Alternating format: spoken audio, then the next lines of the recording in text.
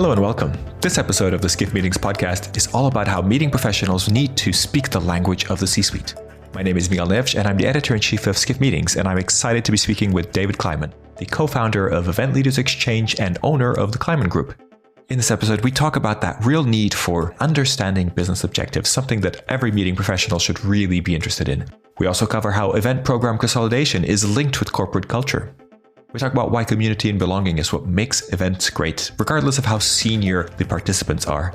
We talk about neurodiversity and how this may change the way meeting experiences work. And we talk about what's top of mind for senior event leaders, including new workforce developments, sustainability, and the politics of meetings. Hope you enjoy listening to this conversation, and I invite you to check out the other episodes of the podcast. You can find them on our website or by subscribing through your favorite podcast service.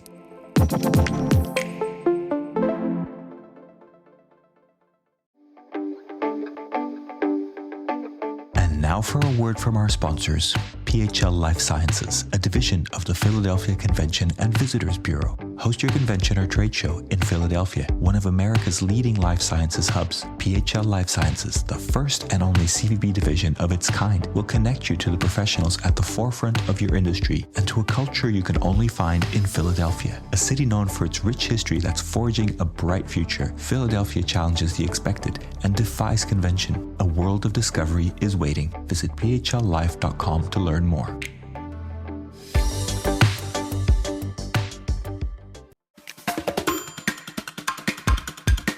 Hello, everybody. Welcome to this episode of the not the Event Manager podcast. This episode of the Skiff Meetings podcast, recently rebranded. And I'm delighted to have as my guest today, David Kliman, the owner of the Kliman Group and co-founder of Event Leaders Exchange. David, welcome to the podcast. Thank you, Miguel. A pleasure to be with you. Looking forward to chatting. Absolutely. David, we've known each other for quite a while now, through MPI mainly. I think MPI WC at such events and also IMEX events and those things. And you were chairman or chairperson of the board of MPI way before I was involved on the board. I was 100 years ago. the youngest chairperson, I believe, ever, or I think you still hold that claim. Actually, to fame, you know what? For the record, I have been advised that while I had been told at the time that I was the youngest, that false information has been corrected. Oh, wow. And I've since learned that I am the second youngest international chairman, but it was quite a long time, back in the mid-90s. But I have maintained my MPI commitment, and it is one of the centerpieces of my career in terms of my engagement activities.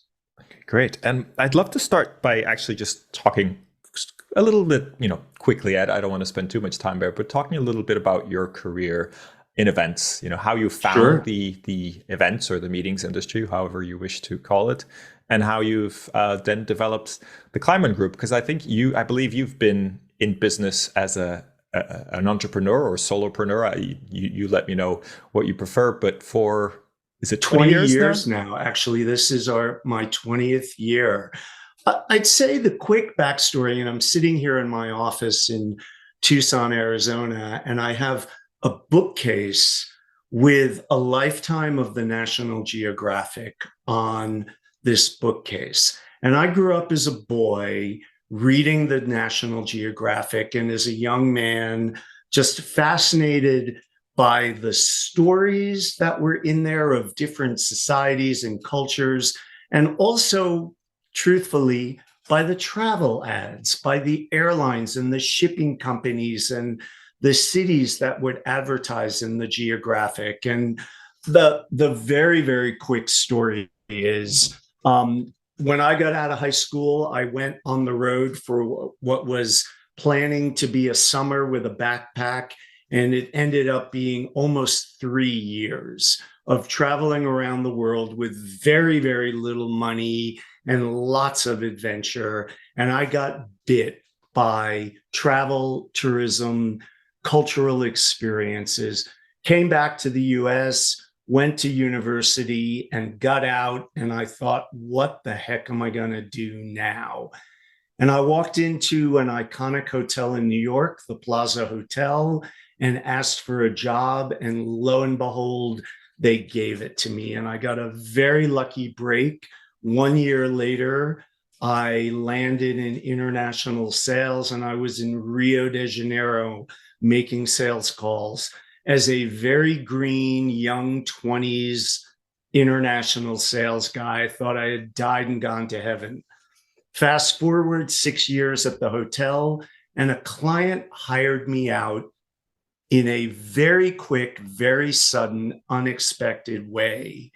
And I became an event planner, a corporate meeting professional working for a big insurance company that later got bought by a German insurance giant, Allianz. And I ended up spending close to 2 decades there, planning events along the way, was very involved in MPI, my MPI leadership role. And then there I was in my mid 40s and thought, my God, I've been doing this a long time. What am I going to do?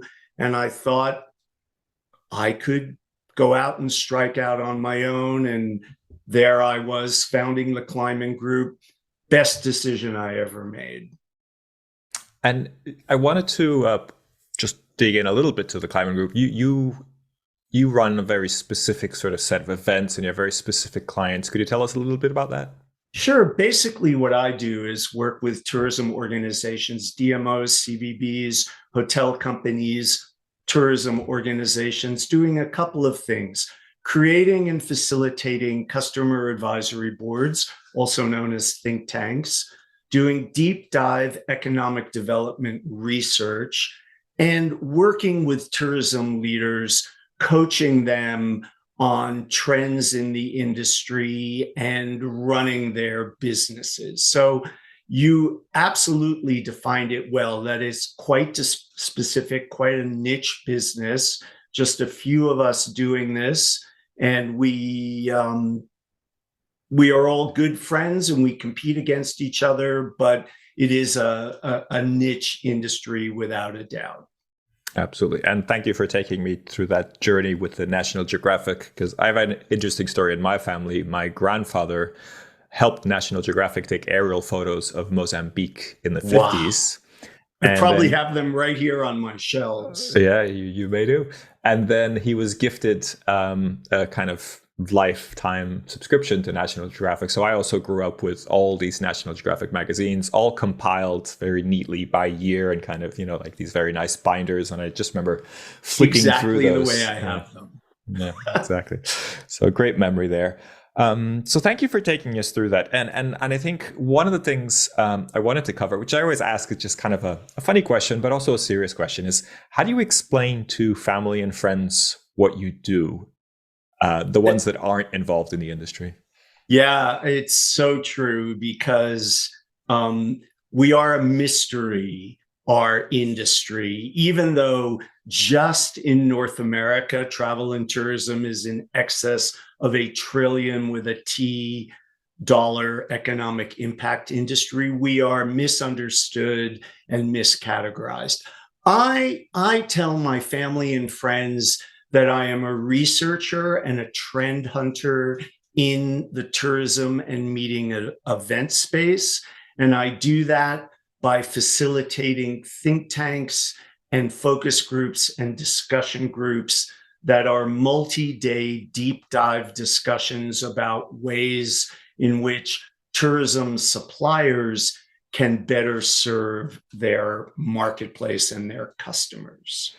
I like it. You're definitely using some buzzwords there and some words that I think people will understand and kind of bring it back home, right? And so when we talk about the meetings industry, events, incentive, travel, trade shows, I'm sure you've been to some great events and some not so great events. And some not so great events. Are there kind of key things that in your mind really make the difference? Is it numbers? Is it marketing? Is it people? What is it that in your mind kind of is a key factor to making an event go from, an okay event to actually a really good one? It's a great question. I think there's some table stakes which are important, but not as important as what I will follow up with. The table stakes of it's got to work logistically. You can't put 1,000 people in a space that really only holds 300. So the logistics have to work, the flow, the setup, but much more importantly, and what makes an event truly memorable in my mind, is when there is a sense, a genuine sense of community and belonging. And when that happens, it becomes irresistible and sticky and magnetic. And that happens in a lot of different ways. It's not just that everybody should be the same. It's that when people show up for an event, that they are welcomed for who they are. And it might be that there's great diversity of people from not just physical or social or economic diversity, but from an interpersonal point of view. Not everybody takes in information and experiences the same way. When an event can produce an experience that is so inclusive and belonging that everyone feels that they have been included and that they have embraced the experience in a way that's meaningful to them, that's when you get that rocket's red glare of, this was a remarkable event. But I'm glad I asked. I think that's a really good way to encapsulate that. And just for the record, I mean, what would you say would be the number of events you go to that actually are able to achieve that? I mean, like as a rough kind of guidance. So pre-COVID, remember that pre-COVID? Sounds like a strange place now, right? Yes. So in 2019, in 2019, I probably attended 40, 45 events a year. And I would say that a handful, 10, maybe hit the mark. As we come out, hopefully on the other side of the pandemic, in the new reality,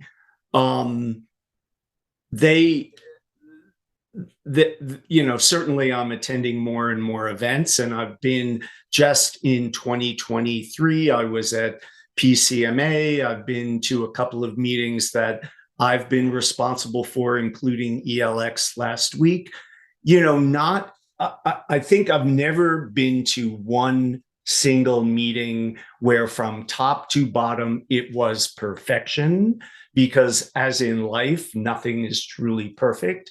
But many meetings hit the mark from start to finish and maybe just have a few areas of improvement in between. And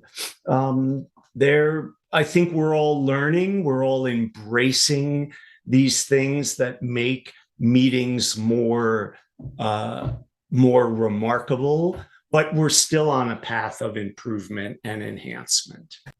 For sure. And I think with such a varied and wide experience in event planning, it's a tough crowd, or you are part of a tough crowd. Yes. Right?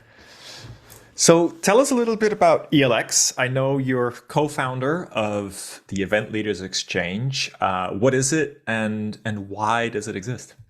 Yeah, so ELX, Event Leaders Exchange, was the germination of an idea in the summer of 2021. So in the peak of the COVID pandemic, Karina Bauer from IMEX introduced me to Mark Brewster, CEO of Explori. We took a quick 30-minute Zoom call, not really knowing what was going to come out of it.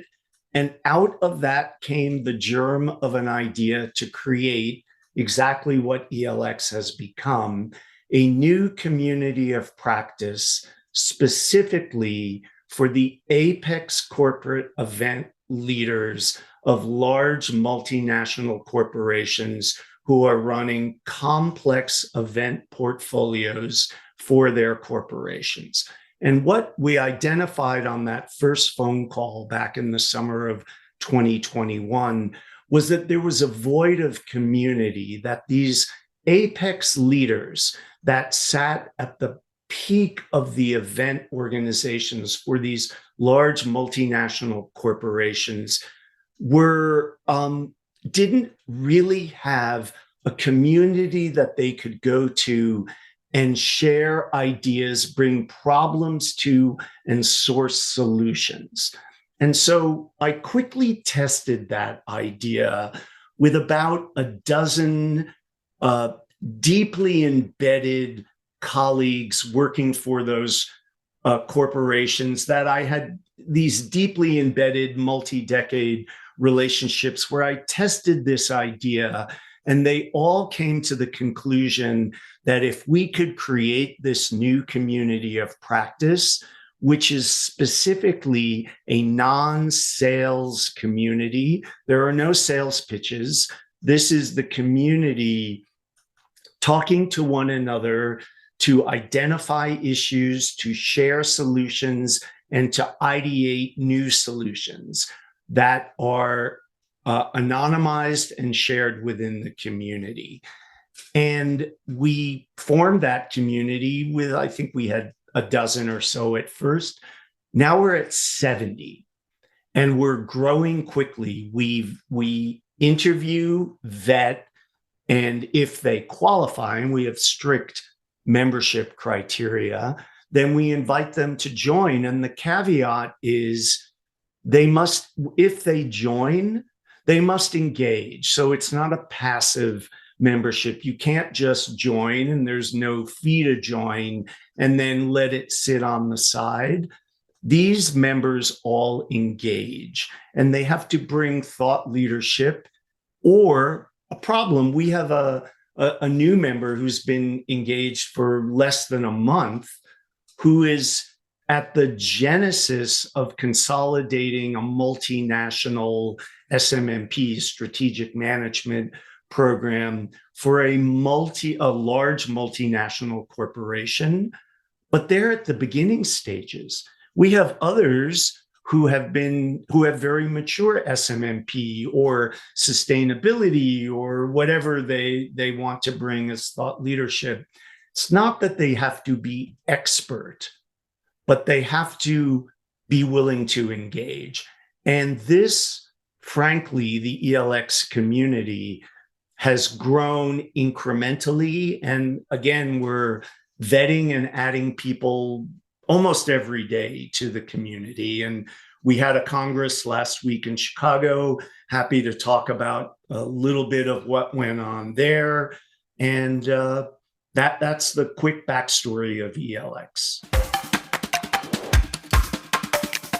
Are you ready to celebrate your successes in the world of meetings and events? The Skift Meetings Awards are back for 2024, recognizing the most innovative business events companies across 15 categories, and we want you to be a part of it. Winners will feature on Skift Meetings, sending a clear signal to events professionals around the world that these are partners they can rely on. The final deadline for submissions is June 11th. We encourage you to start your submission today to secure the best entry rates. For more information and to start your submission, head to live.skift.com. Fascinating. Before we go into the Congress, I wanted to touch a little bit on, I often go to IMEX or MPI. Those are the events that I think I'm most Sure. familiar with. But some of the conversations we have is the more senior people don't tend to participate in a lot of sessions.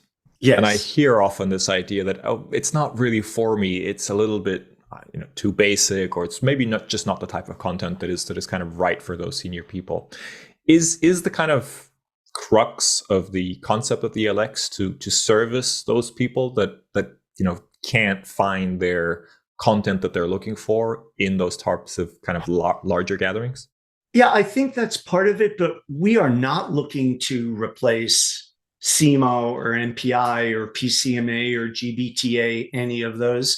ELX is positioned to complement those organizations. And I was very mindful of that at the very beginning.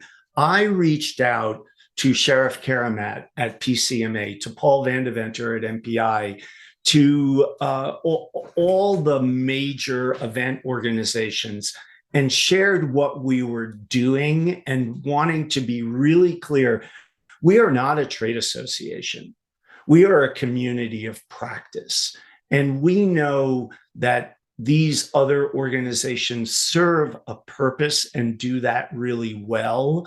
We are looking to create a small group. I think, we're at 70 now. I think that if we grow to the low hundreds over the next 2 years or so, that's probably where we will get, but we are not in a numbers game. We are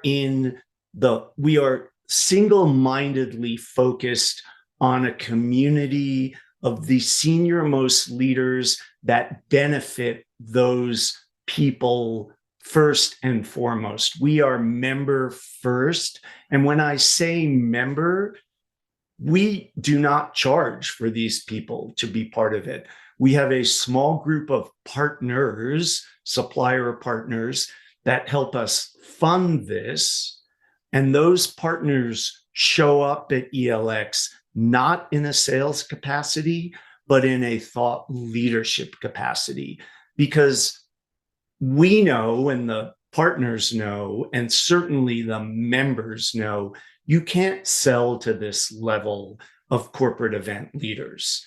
These corporate event leaders, they want relationships and solutions, not let me tell you how great my venue or my hotel company or my XYZ is. That will fail. But when a vendor shows up and talks about their sustainability focus or their DEI and B focus, then you've got their attention. I think that's really interesting. And do you think that is that more or kind of, does that increase because these people are so senior and their event portfolio is so large that kind of needs to sell or not sell, if you will, but be, a friend or a part of their network first rather than a kind of a salesperson? Is that more significant here than to kind of in a more generic kind of a meeting professional role? I truly think it is. It's not to say that company A, that senior leader, isn't reviewing a contract or making a site selection. They may be, but that's more likely done at a level below them. They're running typically, broadly, SMMP program or a vast organization. I mean, we believe right now the organization that has the largest portfolio of meetings is in the thousands, in the high thousands. So the person running that isn't doing site selection. They're running this vast, complex organization and reporting to the C-suite. What they need are those relationships with the senior suppliers. They don't need to know that somebody has a ballroom that can seat 3,000. Yeah, I think that's a very fair point. And I'm glad you brought up the C-suite, because I know that this is something that you've been talking about for a long time, the importance of planners really talking in the language of the C-suite, right? Such an important kind of component that I think a lot of planners and a lot of media, I think, also are guilty of not talking in that language, right? Using more of a planning language rather than a business language. Yep. And I will say just really briefly, when I was at Fireman's Fund as a director of corporate events, I did that for 10 years of my almost 2 decades there. The way that I got into senior leadership was specifically by talking the language of the C-suite and understanding what our business objectives were. And that helped me be a better director of events and travel. But I was able to get the entry into being the VP of corporate communications, reporting directly to the CEO because of my knowledge of the industry and of our industry, and to know the language of the C-suite was instrumental to that. Yep, I don't think we can stress that enough. So I'm glad we had a chance to talk about that. So let's jump in on the Congress. Did you have 70 members in No, attendance? no. We have 70 members total, and of that, we had just a little less than 40 members attended the meeting, and then ELX leaders and our small group of suppliers. So we had originally, when we planned this 7 months ago, we had thought we'd be 40 total. And so we were in, I think 56 people total attended. Of course, we had a few last minute cancellations. We had one Dallas ice storm who couldn't get out of DFW, one person who woke up with the flu, but it's not a numbers game, it's a quality game. And it was quite exceptional, exceeded our expectations in every way. And the attendees said the same thing. Great to hear. And I think that matches pretty much what you were saying about the belonging and the group. That really makes events great. So yeah. I know you can't talk about individuals and individual companies, and that's absolutely fine. But I'd love to kind of get a feeling of what you heard, what's really concerning these real global planners, but particularly things that you found surprising, things that maybe you came in and you weren't expecting. I think those are the ones that would probably be more interested in, but give us a kind of overall picture first, maybe. Yeah, I'd say one of the most interesting topics that came out of ELX last week, and I will say it didn't surprise me because I've been very involved with the companies that presented this at ELX, but the concept of neurodiversity and the impact on the event space was really an aha moment during the Congress. And when I talk about that, we long talk within business and within in the event space about diversity, equity, and inclusion, but adding to that, belonging. And this concept of neurodiversity and how that impacts event experience. And so there are some organizations that are embracing this at the C-suite level and down and putting significant resources around this. And that deep dive into this discussion of neurodiversity and the impact on the event space was breathtaking. And I'd say fasten your seatbelts because this is going to change the way the event space delivers the event experience. And, it's so broad and it touches the neurodiversity spectrum and gets down to levels that are often invisible. Think of someone who is colorblind attending your meeting, and you have colors in your event space that might direct people, and not being able to embrace that and use that, completely invisible to the event planner. Think about hearing and the way people hear things, let alone personality traits of someone who's extremely extroverted or extremely introverted, or someone that is light sensitive, or on and on and on. And so that was a very, very interesting finding and discussion at ELX. And there are others as well. Please tell us more. I think that's one topic we're definitely covering. We have Megan Henshaw from Google speaking at our next event on the 22nd of February. So great. That is a key topic that we are covering. Yes. So we're interested in exploring she that. is a true thought leader on this topic. So event program consolidation, some people call it SMMP, strategic meeting management programs. We had a lot of open space time dedicated to any topic that the members in real time wanted to discuss privately.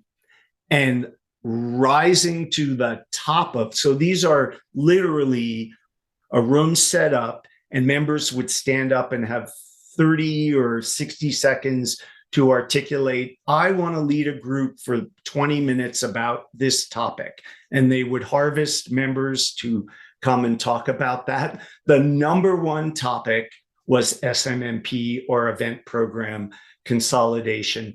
And it ran the gamut from, I'm brand new in this and I'm trying to crack the code and create consolidation in my company, to I've been doing this for 20 years. I have a really mature consolidation program. How do I take it to the next step? This, people said, and as late as this morning, people were emailing me who had attended the Congress, we'd like to spend a full day talking about this. Here we had 60-minute or 90-minute sessions. People were like, no, I need a full day to talk about this. So even though SMMP has been around a long time, I mean, that's what I was hired in the mid 90s to do, in the early 90s to do at Fireman's Fund. It's been around for decades.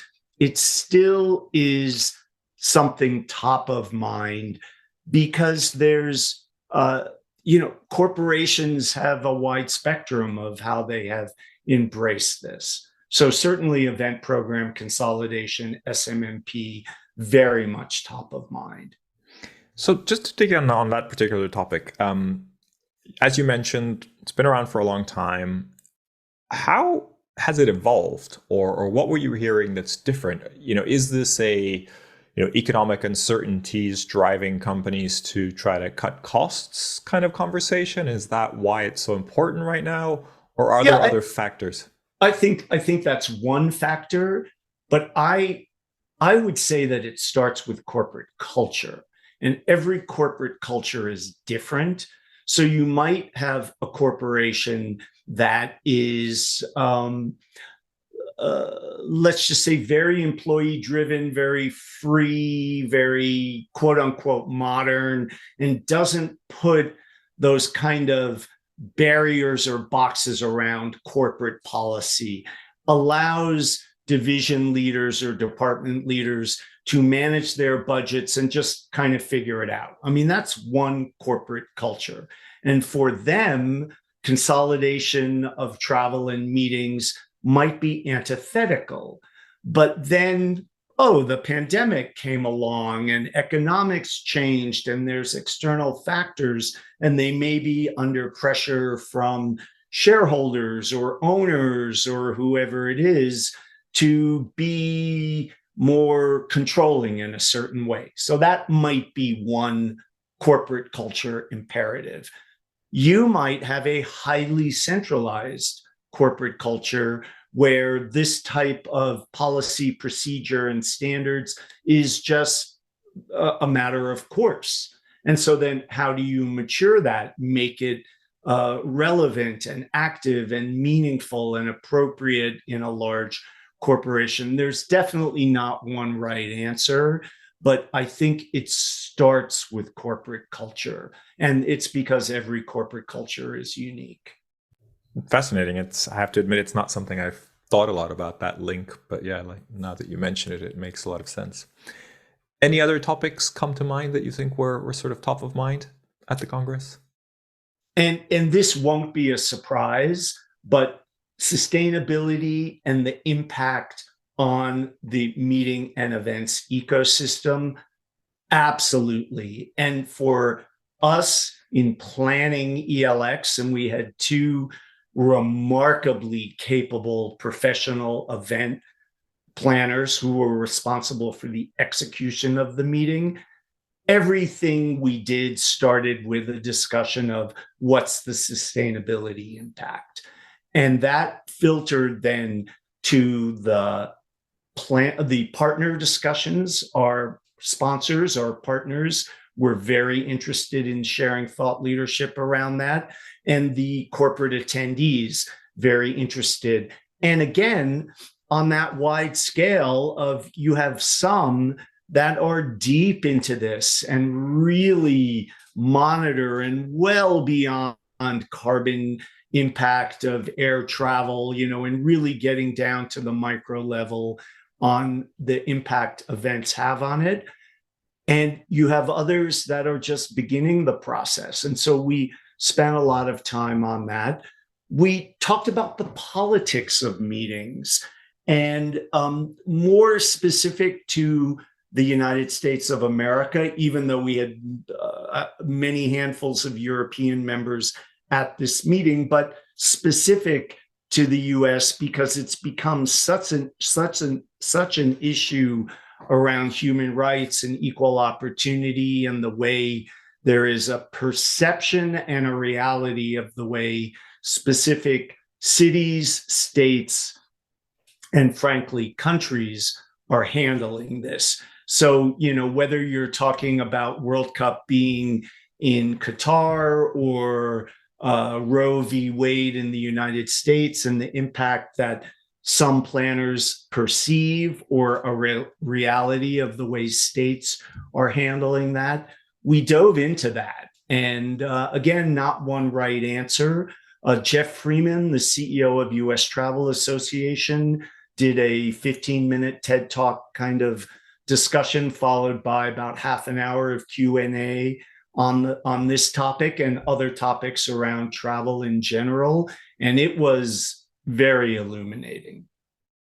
Fascinating. Yeah, that's one of the topics that we've been paying a lot of attention to, of course. And yeah, I think it's really interesting that came up. I'm glad you had the opportunity to listen to US Travel also discuss that. Yeah. So those were, at the highest level. We also did a benchmarking deep dive study that was specific to the ecosystem, the members of ELX. And so they provided an enormous amount of confidential data that was plugged into a benchmarking study, and that was provided back to them individually. And while I can't comment on that study specific to any organizations, I know you'll be talking with Sophie Holt, also a managing director of ELX, who really owns that benchmarking study, and she can brief you on that. But that benchmarking study was very illuminating, and also something specifically designed for these ELX members to be able to share with their C-suite to prove in a qualitative, quantitative way where their event portfolio stands as compared to other like organizations and other parallel industries. So that was a real benefit of their involvement in ELX. I think that makes a lot of sense, and now I understand the individual nature of that delivery, so that makes sense. I just wanted to ask, one of the topics we've covered a lot is the hybrid workforce, the idea that so much of the workforce is remote. Is that something that came up, and in any way? And if so, was it discussed? How was it discussed? Yeah, I'd say it wasn't a core topic, but certainly workforce in general was something that we spoke about at length. And within that, the concept of hybrid, remote, the new 2023 plus reality. And it came, I think, in a couple of different ways. Certainly attracting and retaining competent event professionals and what that looks like going forward. And one of the conversations was really landing on, it's no longer just the usual suspects. Finding somebody that's a great traditional event planner that rose up through the ranks, that knows not just dates, rates, and space, and how to produce an effective meeting logistically and from a content-wise, but who are the new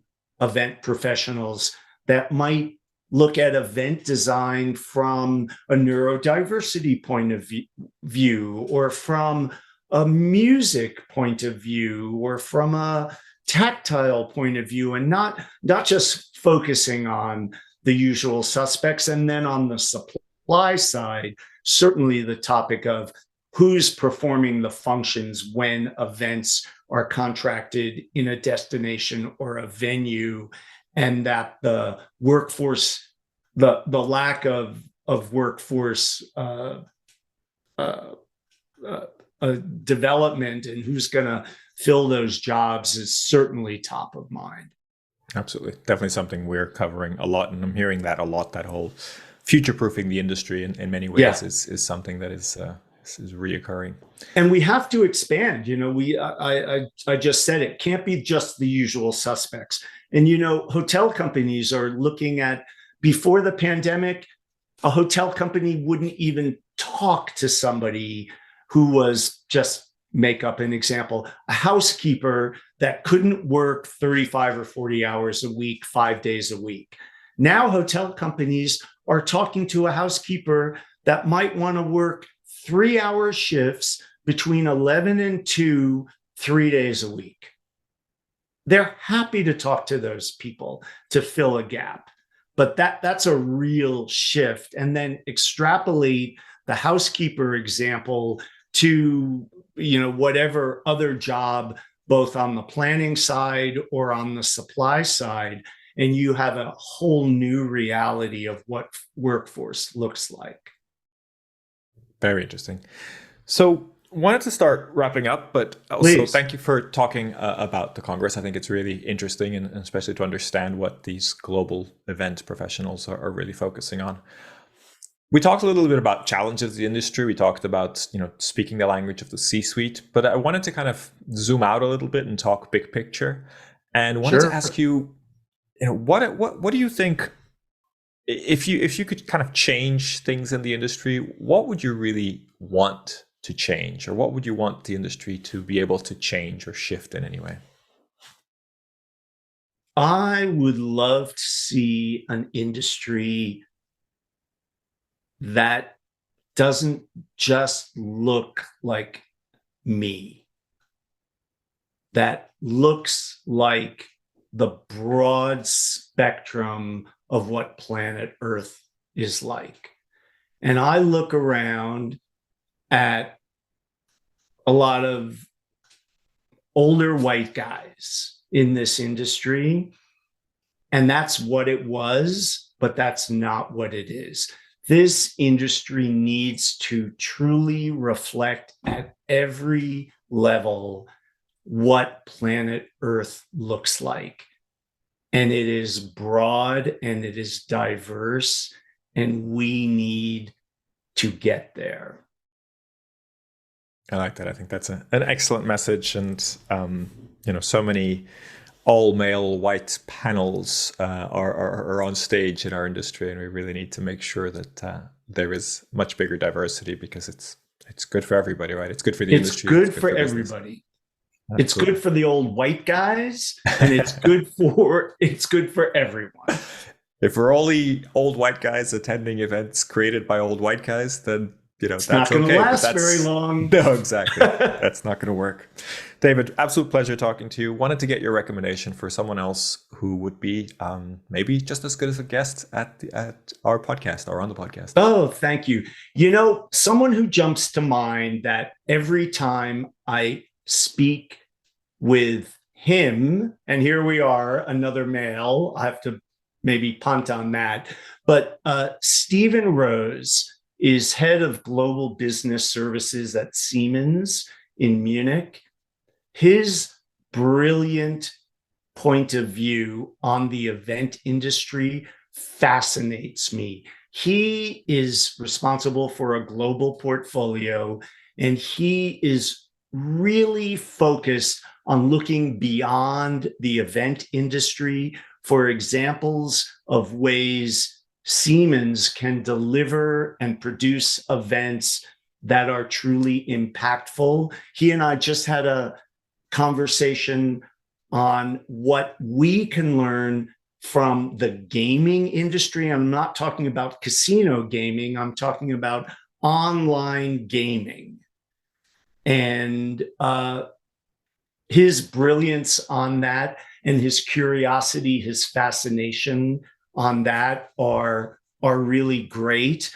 And just in respect for the non-white guys, I'm going to give you Carrie Abernathy at Altria. She runs the event program. She is a young, brilliant female leader who I truly believe is on her way to the C-suite because of her brilliance. So Carrie and Stephen, have great conversations with them. Perfect. I appreciate the recommendations and I look forward to connecting with them. I think they would both make great guests. David, it's been a pleasure talking to you. Thank you for sharing your experience, your knowledge, and your insights with us today. And I wish you all the best. And hopefully we'll hear more about ELX very soon, and we'll dive into the report as well. So looking forward to that. Thank you, David. Miguel, a pleasure talking with you.